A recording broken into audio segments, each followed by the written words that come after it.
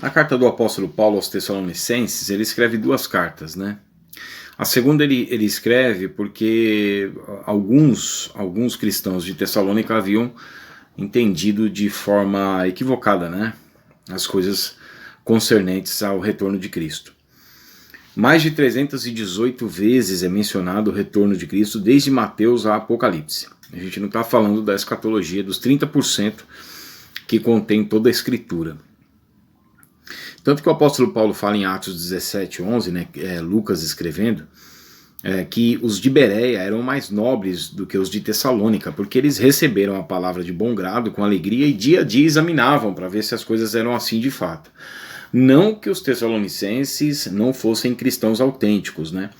Até isso é muito bom para a gente conseguir entender, para fazer uma distinção entre tribulações da vida e a tribulação, e o período de tribulação que o mundo vai enfrentar.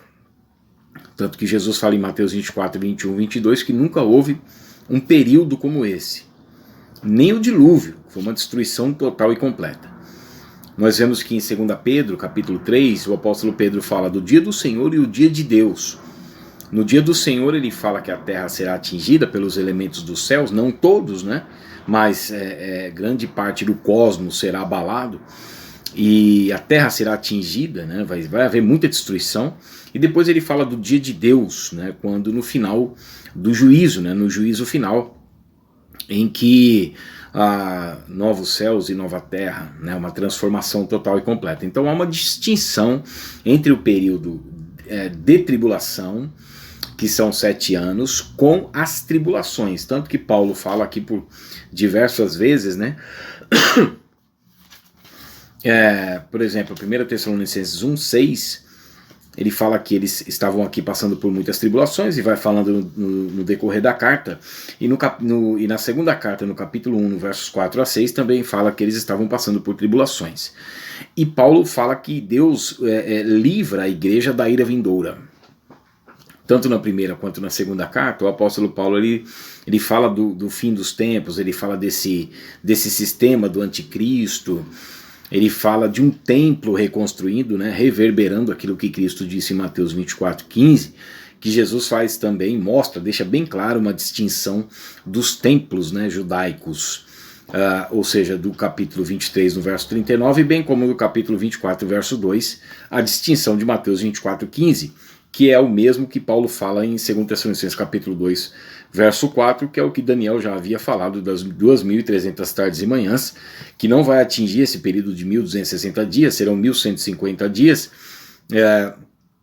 em que o anticristo vai fazer, ele vai rasgar o tratado de paz, né, durante 7 anos, 3 anos e meio, ele rasga esse tratado de paz, talvez o sacerdócio levítico, que já há tudo isso, né, desde 2004, 2007, né, o projeto Monte do Templo, um novo sinédrio depois de 2000 anos, eles voltarão a fazer esse sacrifício levítico.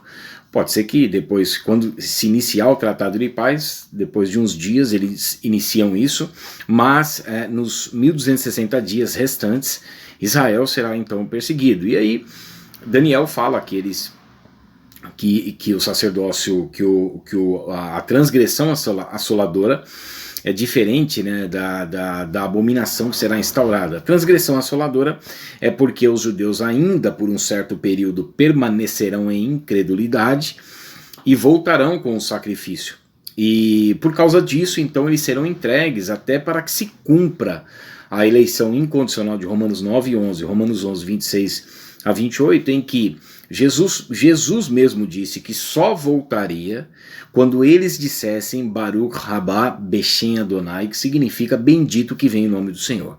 Mateus 23:39, Oséias 5:15, eu voltarei para o meu lugar até que se reconheçam culpados, né? Veja bem esse vocábulo até, como é interessante.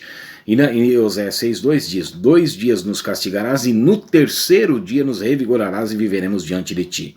O vocábulo até também é utilizado em Romanos 11:25, que o endurecimento veio em parte a Israel até que a plenitude dos gentios haja entrado, e depois disso todo Israel será salvo.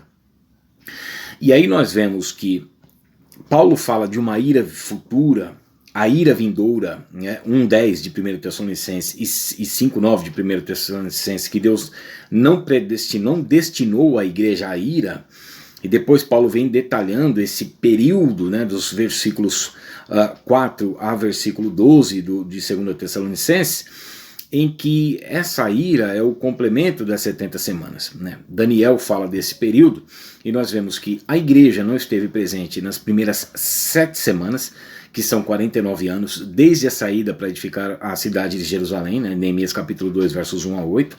Essas semanas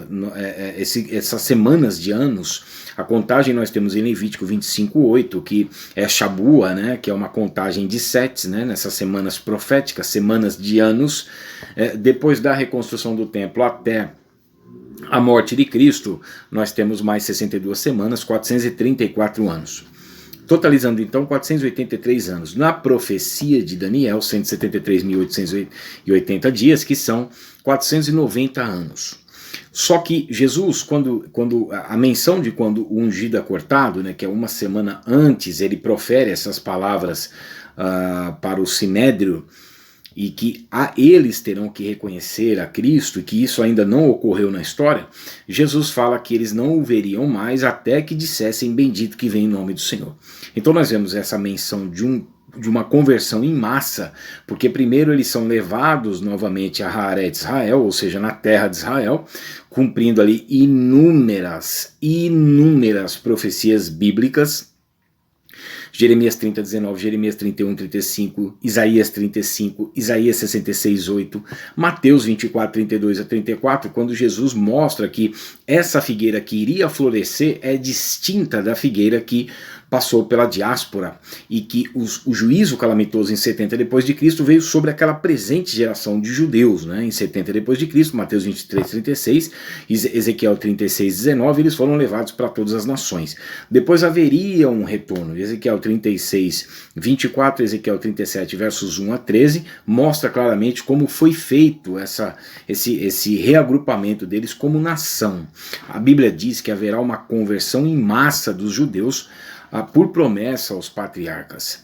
E como houve então uma negação de Cristo naquele período, Jesus então lança uma prospecção de um reino futuro. Deus levanta a igreja para andar na terra.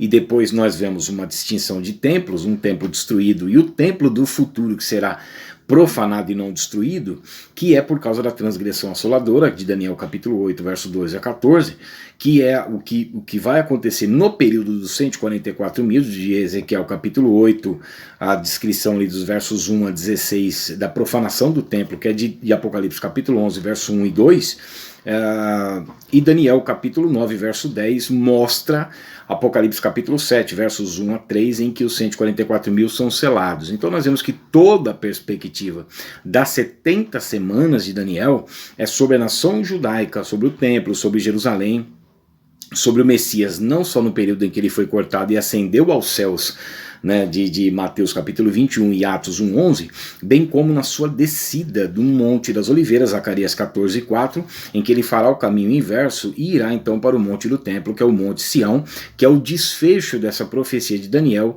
das 70 semanas. Né, como do alto você viste que foi cortada uma pedra sem auxílio de mãos, e ela destrói o governo humano. Então essa pedra cortada sem auxílio de mãos é quando Cristo volta no Monte das Oliveiras, passa pelo Vale do Ribeiro de Cedron, atravessa a porta dourada, que ela está fechada ainda para cumprimento da profecia, porque quem vai passar ali é o Messias, e ele entra então no Monte do Templo, e ali é o desfecho das 70 semanas de Daniel, porque as 70 semanas se encerra com a vinda física de Cristo à Terra. Daniel capítulo 2, verso 33 a 35 e verso 45, que é o que coaduna com Zacarias 14:4. Depois nós vemos desfecho ali da batalha, né, do Armagedon, que será dos exércitos do anticristo e não das nações ainda, né? Nós vemos isso em Apocalipse capítulo 19, verso 17 a 21, que é a menção de Ezequiel 38, né, Gog, da terra de Magog. Não Gog e Magog, porque no capítulo 20 nós vemos Gog e Magog como sendo as nações. Gog da terra de Magog é geopolítica, né? Ali nós vemos uma geografia que será ali tanto Rússia quanto Irã, quanto a China, né? De Apocalipse capítulo 9, verso 13, Apocalipse 16, verso 12 a 16, quando virão os exércitos aliados, né, contra a nação de Israel, até mesmo para que eles possam clamar Baruch haba Beshem Adonai. Então nós vemos que a igreja ela não foi mencionada nas 69 primeiras semanas, porque as 69 primeiras semanas da profecia de Daniel, ela tem uma interrupção quando na morte de Cristo.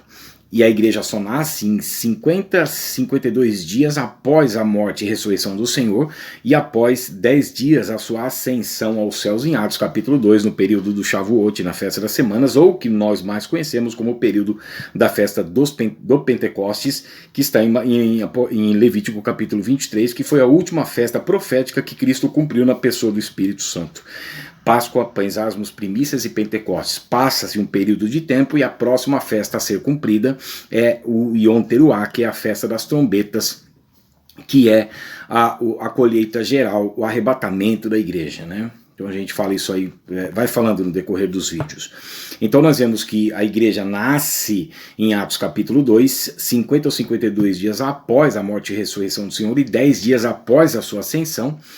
E depois nós vemos que na 70ª semana a igreja também não é mencionada, porque compreende dos capítulos 6 a 18 do Apocalipse, e que também se faz menção do templo que será profanado, e não faz menção da igreja.